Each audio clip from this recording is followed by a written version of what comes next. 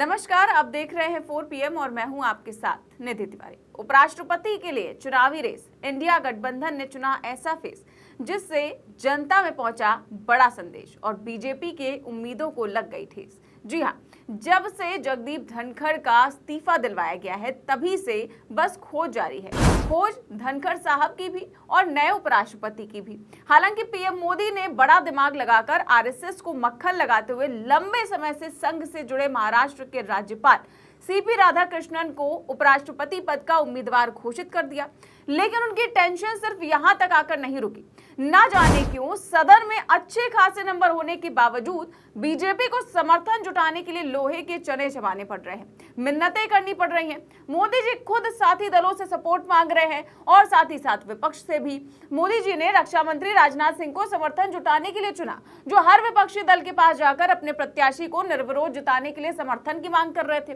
खबर तो ये भी थी कि उन्होंने कांग्रेस अध्यक्ष मल्लिकार्जुन खड़गे से भी फोन पर बात की, लेकिन कोई बात नहीं बनी क्योंकि इंडिया गठबंधन लड़ाई से नहीं डरा और उसने भी अपना उम्मीदवार उतारकर बीजेपी के लिए मुश्किलें खड़ी कर दी हैं। जो साउथ कार्ड बीजेपी ने चला था, इंडिया गठबंधन ने उसकी काट निकाल ली। इंडिया गठबंधन ने चंद्रबाबू नायडू के ही राज्य के एक सम्मानित व्यक्ति को उपराष्ट्रपति पद के लिए दावेदार बना दिया है। तो कौन है वो उम्मीदवार जिसको इंडिया गठबंधन ने चुनकर मोदी शाह को उन्हीं के चक्रव्यूह में फंसा दिया है? इस वीडियो में इसी को लेकर हम विस्तार से चर्चा करेंगे, लेकिन सबसे पहले खबर देखिए।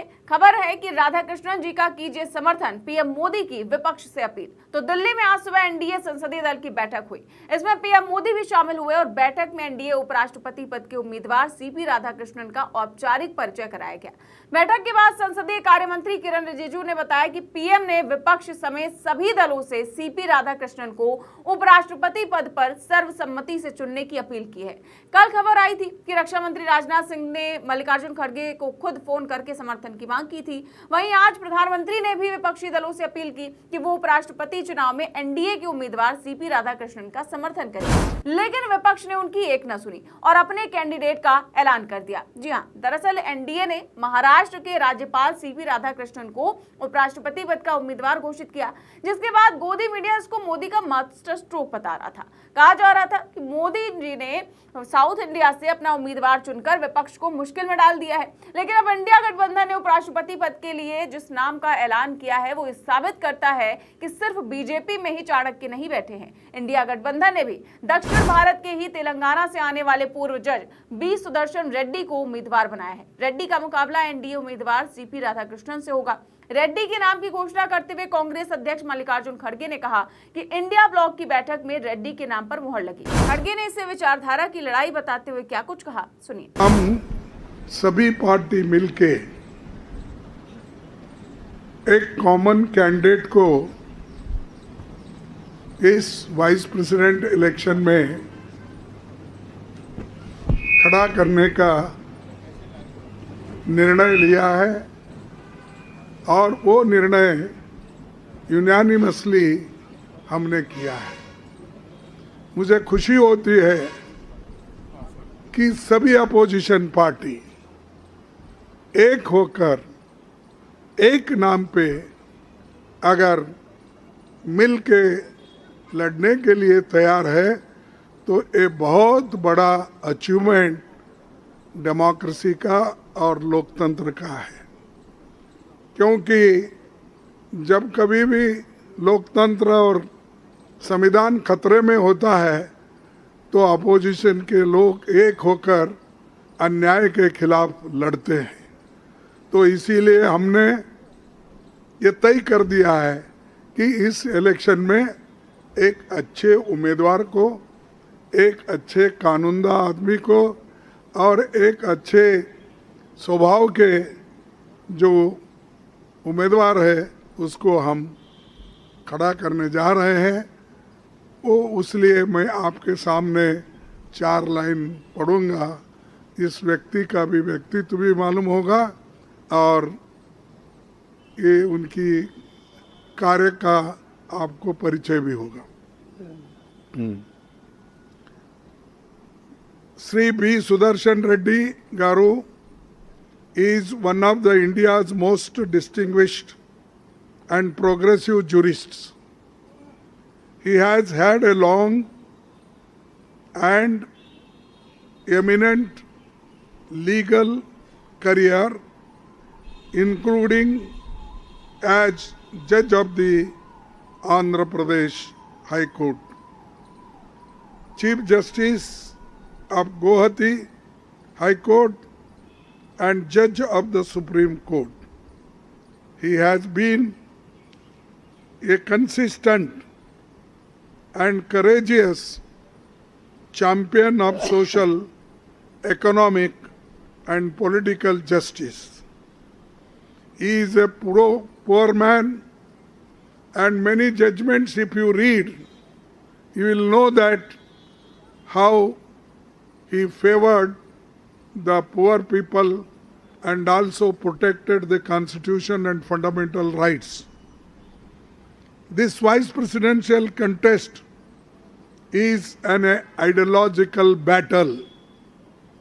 It is not just a battle, it is an ideological battle, and all the opposition party agreed on this. That's why we are contesting unitedly.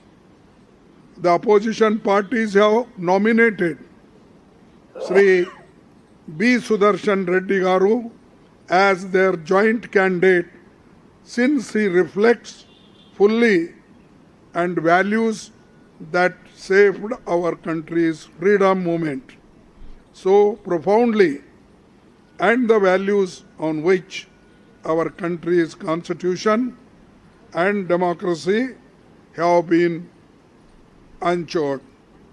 All these values are under assault, and therefore our collective and determined resolve to fight this election. So this is the name, and we had meeting just now, and everybody consented and agreed this name. So we are fielding him as a vice president candidate. सरकार की कोशिश उपराष्ट्रपति के नाम पर एक सहमति बनाने की थी, लेकिन बात नहीं बन पाई। एनडीए ने 2 दिन पहले सीपी राधाकृष्णन के नाम की घोषणा की थी। इसके बाद रक्षा मंत्री राजनाथ सिंह को सभी दलों से बात करने की जिम्मेदारी भी सौंपी गई थी, लेकिन इंडिया गठबंधन ने एनडीए को चुनौती देने की ठान ली। और गौर करने वाली बात यह है कि एनडीए के उम्मीदवार सीपी राधाकृष्णन साउथ इंडिया से आते हैं। उनको साउथ का मोदी तक कहा जाता है, और अब इंडिया ब्लॉक की तरफ से भी साउथ इंडिया के तेलंगाना से आने वाले पूर्व जज बी सुदर्शन रेड्डी को उम्मीदवार बनाया गया है। ऐसे में सवाल उठता है कि साउथ से उम्मीदवार की डिमांड क्यों है। दोस्तों, राजनीति में कोई भी फैसला बिना किसी उद्देश्य के नहीं लिया जाता है। विपक्ष के बी सुदर्शन रेड्डी को आगे बढ़ाने के फैसले को दक्षिणी राज्य में बीजेपी को किसी भी तरह का दबदबा बनाने से रोकने की कोशिश के रूप में देखा जा रहा है, जबकि बीजेपी ने सीपी राधाकृष्णन को नामित करके अपना साउथ कार्ड खेला है ताकि साउथ में मोदी मैजिक फैल सके। एनडीए के उम्मीदवार सीपी राधाकृष्णन के मुकाबले इंडिया गठबंधन की पूरी कोशिश ये थी कि इस मुकाबले को दक्षिण वर्सेस दक्षिण बनाया जाए। बी सुदर्शन रेड्डी से पहले डीएमके के तिरुचि शिवा के नाम की भी खूब चर्चा हुई थी सियासी गलियारों में, लेकिन इंडिया गठबंधन ने तेलंगाना से आने वाले जो सुप्रीम कोर्ट के पूर्व जज हैं उनको ही उपराष्ट्रपति उम्मीदवार बनाने का फैसला किया। अब जरा नजर डालते हैं बी सुदर्शन रेड्डी के प्रोफाइल पर। बी सुदर्शन रेड्डी 2007 से 2011 तक सुप्रीम कोर्ट के जज रहे हैं। साथ ही उन्होंने 1990 के दौरान 6 महीने की अवधि के लिए केंद्र सरकार के अतिरिक्त स्थायी वकील के रूप में भी काम किया। उन्होंने उस्मानिया विश्वविद्यालय के लिए कानूनी सलाहकार और स्थायी वकील के रूप में भी काम किया है। उन्हें 2 मई 1995 को आंध्र प्रदेश उच्च न्यायालय का स्थायी न्यायाधीश नियुक्त किया गया था। 2005 में रेड्डी को गुवाहाटी हाई कोर्ट का मुख्य न्यायाधीश बनाया गया। उनकी न्यायिक यात्रा का शिखर तब आया जब उन्हें 12 जनवरी 2007 को भारत के सर्वोच्च न्यायालय में न्यायाधीश नियुक्त किया गया। उन्होंने 8 जुलाई 2011 को सेवानिवृत्ति ली। 2013 में रेड्डी को गोवा का लोकायुक्त नियुक्त किया गया था। रेड्डी ने तेलंगाना में जातिगत सर्वे का काम संपन्न कराया है। मतलब बी सुदर्शन रेड्डी उपराष्ट्रपति पद के लिए काफी काबिल कैंडिडेट है।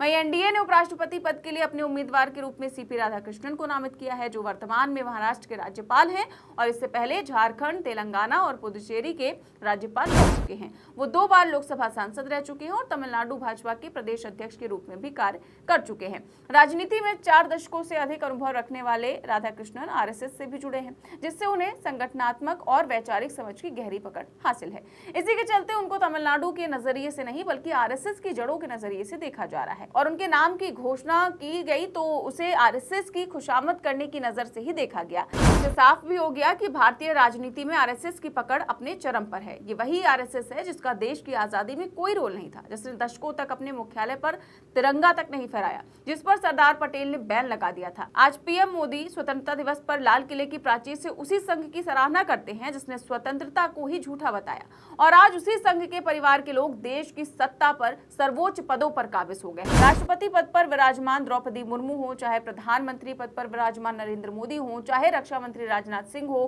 गृह मंत्री अमित शाह हो, लोकसभा अध्यक्ष ओम बिरला हो या फिर नितिन गडकरी, सबके सब संघ के परिवार से ही निकले हैं। अब आगे सीपी राधाकृष्णन जब उपराष्ट्रपति की कुर्सी पर बैठते हैं तो वो इस पद पर पहुंचने वाले संघ के दूसरे व्यक्ति बनेंगे। इसके पहले वेंकैया नायडू उपराष्ट्रपति की जिम्मेदारी संभाल चुके हैं, और अब पीएम मोदी ने 16 साल की उम्र में संघ से जुड़ने वाले सीपी राधाकृष्णन को उपराष्ट्रपति चुनाव में एनडीए कैंडिडेट बना दिया है।